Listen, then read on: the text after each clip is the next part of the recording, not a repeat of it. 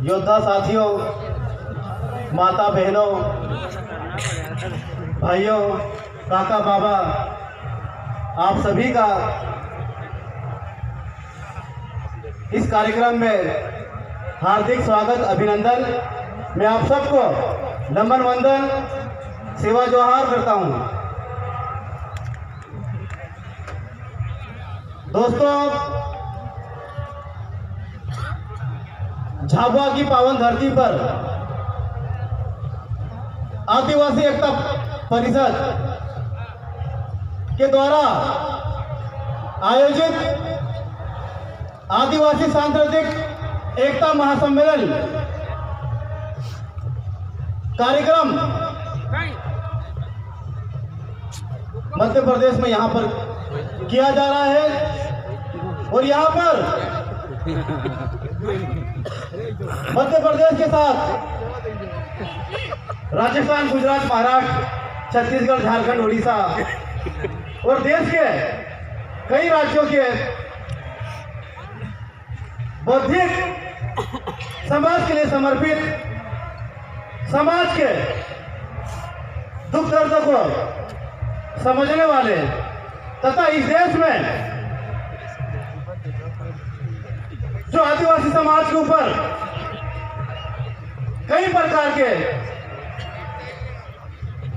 जुर्म, अत्याचार, शोषण और देश में आजादी के 73 साल बाद भी आदिवासी समाज पलायन, विस्थापन, गरीबी, बेरोजगारी तथा कई प्रकार की समस्याओं से आज भी जूझ रहा है। उस समस्त प्रकार की समस्याओं को सोचने और उन समस्याओं के समाधान के लिए समाज के बेटे, समाज की बेटियां जो रात दिन समाज के लिए काम कर रहे हैं, ऐसे कई यहाँ पर हजारों और कल तक लाखों की संख्या में यहाँ पर हमारे सगाजन उपस्थित होंगे। तो साथियों, ये कार्यक्रम में जो पीछे की ओर ढोल मांदल पर जो नाच रहे हैं और जो एंजॉय कर रहे हैं, मैं आप सबसे अनुरोध करता हूं कि ऐसे कार्यक्रम, ऐसा समय आपको बार बार नहीं मिलेगा। दोस्तों, हम लोग ड्यूटी में लगातार व्यस्त रहते हैं, समय हमको बहुत कम मिलता है और वैसे भी समाज के मंचों पर जाने से हम लोग बचते हैं। मैं दोस्तों आप सबसे अनुरोध करता हूं कि थोड़ी देर के लिए ये साउंड, मांदल, ढोल जो भी है थोड़ी देर के लिए बंद कर लो और हमारी बातों को थोड़ा ध्यान से सुन लो, क्योंकि दोस्तों ये नाचने का नहीं, उन्माद का समय है। और बिरसा टंटिया, भीमा नायक, खाजा नायक, पुंजा भील के गणवीरों, आप लोग उनकी बात करते हो, उनके विचारों पर चलने की सोच रखते हो, लेकिन धरातल पर प्रैक्टिकल जो बातें हैं वो कुछ अलग ही होती है। तो दोस्तों, मैं पुनः आप सबको नमन करता हूं और उसके साथ ही मुझे बहुत सारे लोग जानते हैं, मैं मध्य प्रदेश के धार जिले का मूल निवासी हूं और मैं शासकीय सेवा में हूं, लेकिन और शासकीय सेवा के साथ मैं पुलिस विभाग में हूं, जहां पर हमको समय नहीं मिलता। दोस्तों, हम लोगों पर कई प्रकार के दबाव, प्रेशर, कई बातें हमारे ऊपर चल रही है और कई तरीके से हम पे प्रेशर करने का प्रयास किया जाता है, लेकिन साथियों हम लोग समाज के बेटे हैं, ड्यूटी तमाम तरीके की चीजें हैं, लेकिन हम लोग के लिए सबसे जो बड़ी बात है, हमारा आदिवासी समाज और हमारे आदिवासी समाज की जो आने वाली पीढ़ी है उनको वैचारिक मूवमेंट और वैचारिक दिशा देने के लिए हम लोग लगातार दिन रात लगे हुए हैं अपनी ड्यूटी के साथ। तो दोस्तों, मैं आप सबको एक बात कहना चाहता हूं, यहाँ पर जो पढ़ा लिखा वर्ग है और जो नौकरी पेशा वर्ग है, दोस्तों आप लोग जो नौकरी में हो या बड़े बड़े पदों पर हो, तो वो सिर्फ और सिर्फ बिरसा मुंडा टंट्या भील बाबा साहेब के साथ ही आपके माता पिता और अपने आदिवासी समाज की वजह से हो। संविधान ने जो आपको अनुसूचित जनजाति का जो दर्जा दिया है और जनसंख्या के अनुपात में जो आपको प्रतिनिधित्व दिया है, आरक्षण दिया है, उसकी बदौलत आप यहाँ पर हो। तो आपकी भी जिम्मेदारी है कि समाज के लिए अपनी ड्यूटी के साथ, अपने परिवार के साथ, अपने बीवी बच्चों के साथ समाज के लिए भी थोड़ा सा समय निकाले और थोड़ा सा पैसा भी खर्च करें और थोड़ा सा दिमाग भी खर्च करें। यदि आपकी तरह हमारी तरह यदि टंट्या भील, बिरसा मुंडा, भीमा नायक, राघोजी भांगरे जैसे हमारे महापुरुष यदि हम आपकी तरह भी यदि सोचते, तो आज हमारी क्या स्थिति रहती, हम अच्छे तरीके से समझ सकते हो दोस्तों। तो दोस्तों मैं आपसे अनुरोध करता हूं कि आप लोग परिवार के साथ अपने समाज के लिए, समाज के सामाजिक कार्यक्रमों में और आप नौकरी में हो तो आप लोग खुलकर बातें नहीं कर सकते या काम नहीं कर सकते, तो समाज में जो पढ़े लिखे युवा है या बेरोजगार है, जिनकी नौकरी नहीं है, ऐसे युवाओं को आप मोटिवेट करें, गाइड करें। और उसके साथ ही हम आदिवासी एरिया में अधिकतर हमारे साथी लोग नौकरी करते हैं। तो दोस्तों किसी भी क्षेत्र में सबसे पहले तो हम लोग आपस में कनेक्टिविटी रखें, आपस में हम लोग जुड़े हैं। और समाज के लिए हमारी समाज की सबसे बड़ी जो कमजोरी है वो अशिक्षा है। क्या है? अशिक्षा। तो दोस्तों हमको इस अशिक्षा को दूर करने के लिए शिक्षा के क्षेत्र में हमको काम करने की सबसे ज्यादा जरूरत है।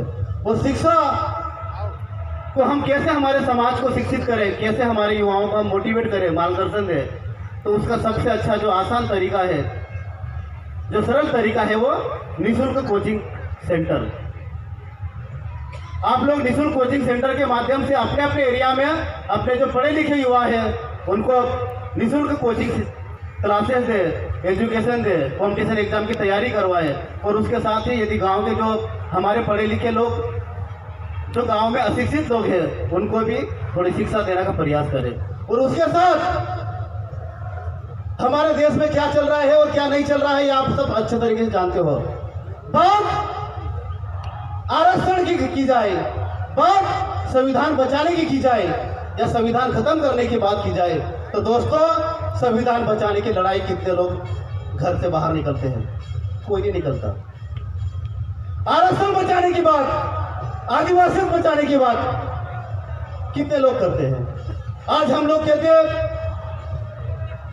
कि आदिवासियों को मारा जा रहा है, पीटा जा रहा है, खत्म किया जा रहा है। अब यहीं पर झाबुआ में ही आज से एक सप्ताह पहले इस कार्यक्रम को लेकर कई प्रकार का दबाव, प्रेशर क्रिएट किया जा रहा था। लेकिन मैं उन योद्धाओं को, उन युवाओं को सैल्यूट करता हूं, जोहार करता हूं कि उन्होंने इन बंदूकों को दिखाया कि आदिवासियों को छोड़ो मत, नहीं तो आदिवासियों को छोड़ोगे। 70-73 साल से आप लोगों ने बहुत हमारे क्षेत्र में आदिवासियों को बरगलाने का, शोषण करने का, विस्थापन, पलायन, गरीबी, भूखमरी, कई प्रकार की समस्याओं को आप लोगों ने हमारे आदिवासियों को लालच देकर, गुमराह कर राज कर लिया। युवा साथियों, यदि आपको कोई गुमराह करने की कोशिश करता है तो उसको उसी की भाषा में जवाब देने की आप कमर कस लो। जितना आप लोग डरोगे, जितना आप लोग चुप रहोगे, ये लोग उतना ही आपको डराएंगे। इसलिए अब डरने का समय नहीं है, लड़ने का समय है। हम लोग बिरसा टंट्या भील के दिए हुए, हमारे पुरखों के दिए हुए, जो मेरे हाथ में यह तीर कमान है, भला इन लोगों ने हमारे एकलव्य का अंगूठा लिया, लेकिन अब हम अंगूठा तो क्या, हम लोग नाखून भी नहीं देने वाले हैं। हमारे हाथ का एक नाखून भी हम लोग नहीं देने वाले हैं।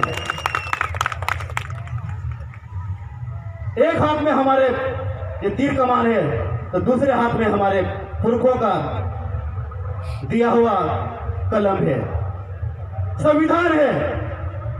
दोस्तों, हम संवैधानिक बात करें, हम कलम की ताकत से लड़ें और हम संवैधानिक तरीके से काम करें, और राजनीति, धर्म, क्षेत्रवाद जैसी कई प्रकार की जो बीमारियां हैं, कई प्रकार की जो बीमारियां हैं, संगठनवाद, वर्चस्ववाद, व्यक्तिवाद, कोई बोलता है कि मुझे मंच नहीं मिला, मुझे माइक नहीं मिला, कई प्रकार की जो बातें हैं।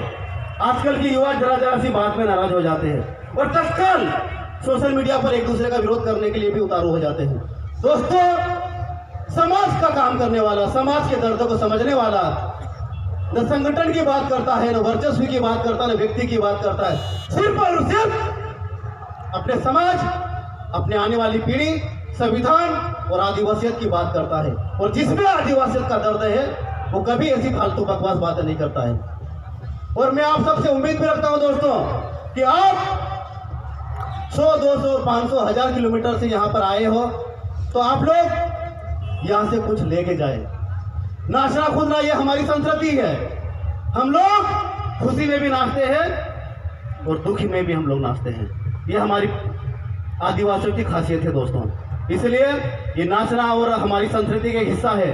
लेकिन साथ ही दोस्तों, इस देश में आजकल जो हमारी समस्याएं हैं, हमको जो घेरने का प्रयास किया जा रहा है, हमको खत्म करने का प्रयास किया जा रहा है, हमारी आदिवासियत को खत्म करने का जो प्रयास किया जा रहा है दोस्तों, संवैधानिक तरीके से, संविधान सम्मत हमको अपनी बात रखना है और उसी तरीके से हमको काम करना है। मेरे जैसे कई लोग मंच पे आते हैं और फालतू बात करते हैं युवाओं को गुमराह करने के लिए, भड़काने के लिए। दोस्तों, मैं ऐसी कोई बात नहीं करूंगा। मैं आप सबसे उम्मीद रखता हूं, आप चाहे राजस्थान के हो, गुजरात के हो, महाराष्ट्र या मध्य प्रदेश या किसी भी राज्य के अलग अलग हिस्सों के आप लोग हो, आप अपने विवेक से, अपने बुद्धि से संगठनवाद, वर्चस्ववाद, व्यक्तिवाद से ऊपर उठकर सिर्फ और सिर्फ समाज के लिए काम करें। और दूसरा दोस्तों, हमारे समाज में सामाजिक लीडरों की नहीं, हमारे समाज में सामाजिक कार्यकर्ताओं की जरूरत है। तो दोस्तों, हम समाज में सामाजिक कार्यकर्ता बनकर हम लोग काम करें और समाज की, आदिवासी की जो लड़ाई हम लोग लड़ रहे हैं उसको हम अंजाम तक पहुंचाने के लिए इस कार्यक्रम के माध्यम से, इस मंच के माध्यम से हम लोग यहाँ पर प्रण लेकर जाए। धन्यवाद दोस्तों, आप सबको पुनः सेवा जोहार, वंदन, जय आदिवासी।